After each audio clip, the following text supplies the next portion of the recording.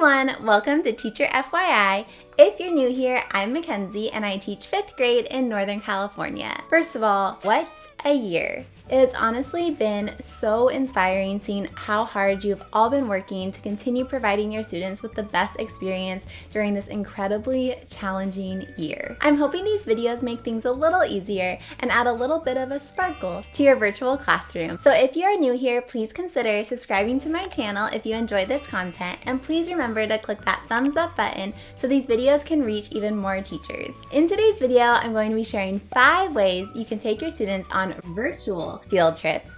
And no matter how you're teaching, virtual, hybrid, or even in person, virtual field trips are a great way to create more meaningful learning experience for your students while keeping them more engaged in the virtual classroom. So let's get started.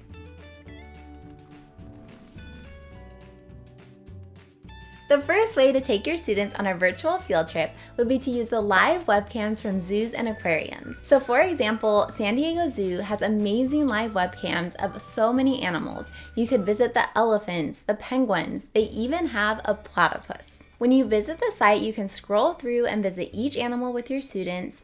With each animal, they have additional facts and articles to give you even more information. So while visiting each animal, you can provide more information to your students as if you are the tour guide. The Monterey Bay Aquarium also has beautiful live web footage that shows sea otters, the jellyfish, it shows the kelp forest and coral reefs up close. It even has live shots of the beautiful California coast. So depending on the zoo and the aquarium that you go to, sometimes they are really quiet or they don't have sound. So if that happens, I do recommend that you play the animal sounds in the background on another device so your students can really experience the animals. Have your students use all their senses. Pretend that they were actually there. What would they hear? What would they see and smell? Have them record their animal observations about animal behavior. Remind your students of what you're studying in class, ecosystems, habitats. Really connect it to their learning as they visit each animal and record their observations. So one reason I love using live webcams and not just a video of each animal is because it really gives a more authentic experience to your students, knowing that if we were actually at the zoo that day, that is exactly what they would see. And as you visit each animal, sometimes the animals aren't there. And that would really happen if you're actually visiting the zoo. It might be their feeding time. They might be getting taken care of by one of the experts there. Now, because of that, I do recommend practicing this virtual field trip on your own before you do it with your students. So knowing if you were going to do the virtual field trip at 11 o'clock, then go on at 11 o'clock the day before and get a feel for what animals are actually there, because like I said, sometimes they are gone and then they'll come back a couple hours later. And you could also tell your students that you can go visit that animal later that day, which is another reason why this virtual experience is so great, because if they do miss an animal, they can always go revisit those live webcams. The second way to take your students on virtual field trips is to use Google Earth to plan your field trip. So even if we can't physically leave our classrooms this year, that doesn't need to stop us from experiencing new places, which is why I love virtual field trips, because it allows us to travel to places that we wouldn't normally be able to travel to in a regular school year anyway. So when you launch Google Earth, you have a few options on how you want to plan your trip. So the first way to do that would be to enter and search your destination, and then you can actually fly over on the globe to your destination. You would then click the little person icon and drag it to street level view, and then you can get an up close view to your destination and even walk around as if you're actually there. So for example, if I want to go visit the Great Pyramid of Giza, I can type that into the search and then it will fly me over there on the globe, and then the students are actually able to see what the pyramids look like up close as if they were actually there.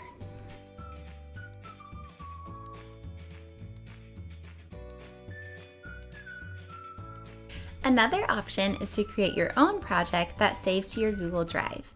So this is a great feature because it allows you to plan out multiple stops that you'd want to take with your students. For example, if you wanted your students to go on a tour of multiple monuments and memorials in Washington, D.C., you can add in any of your additional videos or information directly into the project, so that when your students visit each stop on the tour, they can access the information you provided for them. When you are done creating the project, you click Present and then can travel to each stop on your project. The final way is if you click Voyager in Google Earth. Google Earth has already created so many self-directed tours that have already been made for you. So you can navigate with your students if you want to explore national parks, and there are already facts and videos provided about each destination at each stop. Then at street level view, you can virtually walk the trails with your students to experience the park.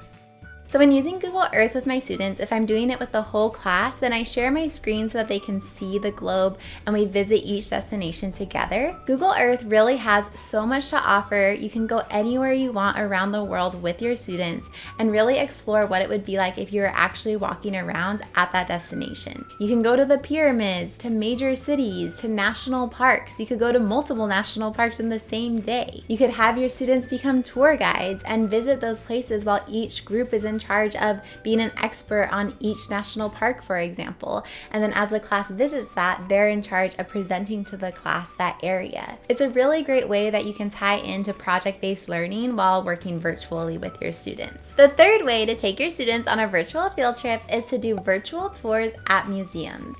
So my first recommendation is to take your students to the Smithsonian Museum of Natural History in Washington, D.C. If you go onto their website, you can do a virtual tour of the entire museum. So I've actually been to this museum, and when I first discovered this website, I was so impressed by just how quality the images are, because it really felt like I was reliving that experience. You can easily navigate between the rooms as if you were actually walking through the entire museum. You can go to different floors, you can even zoom in on the descriptions, and the images are so high quality that you can actually read the descriptions of the exhibits and the artifacts. So to do this field trip, you could even break your students out into groups, just like you do on a real field trip when they're put into different groups, and they could explore different parts of the museum with their breakout room on Zoom. My other recommendation to take your students on virtual tours of museums is using the Google Arts and Culture. Google has created this incredible virtual tour platform where you can visit museums from all over the world. It's Google's project to document the entire cultural history of the entire human race and really make it available to everybody to explore. So for example, if I want to see Van Gogh's Starry Night, I can go to the Museum of Modern Art in New York and virtually stroll around the museum, and then when I arrive at Van Gogh's Starry Night, I can zoom in so closely you can see the actual brushstrokes on the painting. You can even create a gallery of all your favorite pieces to explore with your class if you want them to visit multiple museums, or if you want to refer back to what they experienced when you visited the museum together virtually. So I highly recommend both of those resources. They are so high quality and really give your students a great virtual learning experience. And the best part is they don't cost any money and you still get that experience of visiting a museum. The fourth way to take your class on a virtual field trip is to use YouTube to take your class to a theme park. Because when else will you be able to say that you single-handedly took your entire class to Disneyland? So this could be used as a class reward, celebration, end of the year activities, or maybe you just need an extra long brain break and want to take a quick ride on the teacups during class. So on YouTube, you can type into search really any roller coaster that you have in mind and type point of view so that you can see the ride as if you are actually sitting on the ride with your students. You can then all pretend that you are riding the roller coaster, put your hands up, do more than one ride as if you are visiting each of those rides. Best part, no line. So Disney World has a YouTube channel called Virtual Disney World where it has a whole library filled with different rides you could go on with your students. I've also been able to find rides for Universal Studios Hollywood and for Orlando. Big Harry Potter fan, so we will be using Universal Studios as the example. Here we go. So to plan the trip, I go to the theme park website and then I will download one of the theme park maps. So since I am at Universal Studios Orlando, I'll get out of my state for now.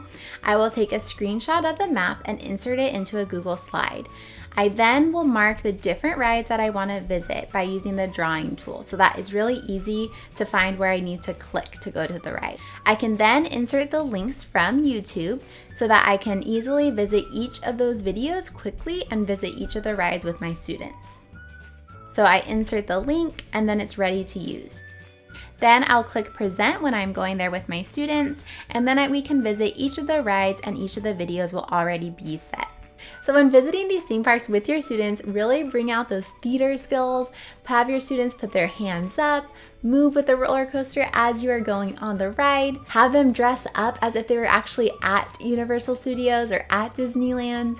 All of those little details can really make it such a fun experience for them. So quick tip, I know when sharing videos with your students on the screen during Zoom and Google Meet, it can cause some delay and some lag for your students, especially if you have a lot of students in your class. So you could have your students turn off their video, have them restart their computers before the day of the field trip. All of those little things may help with the lag when sharing your screen. But most importantly, have fun with your students, make it a fun day, play that Disney music, change your virtual background to Disneyland or Universal Studios, wherever you're going. All those little things can really create such a fun memory for your class. The fifth way to give your students a virtual field trip experience is to video conference with an expert. Technology can be such a great tool to bring us together and to connect with people from all over the country. Do consider researching what is being offered by local libraries, farms, petting zoos, performing arts centers, aquariums, science centers, historical sites. The list could go on. Many places that are known to usually host field trips for schools at this time have already made alternative arrangements if they are doing field trips virtually. So if it's a place that you normally love to take your students, it doesn't hurt to reach out, see what is being offered, or if they'd be willing to do a Zoom with your class to answer questions. You can also think of your own connections. Do you know a teacher in another state or another country where your students could connect with their class? Or you could bring on guests from different professions to show your students how they use math in their job, for example. Any guests that you do have, you could have your students prepare questions so they can ask and learn more about how what they are learning is going to be applied in the real world. So before you go, I do want to share some final tips when planning your virtual field trips for your students. When giving the virtual field trip, I do recommend sharing your screen with your class so that they can all experience it together.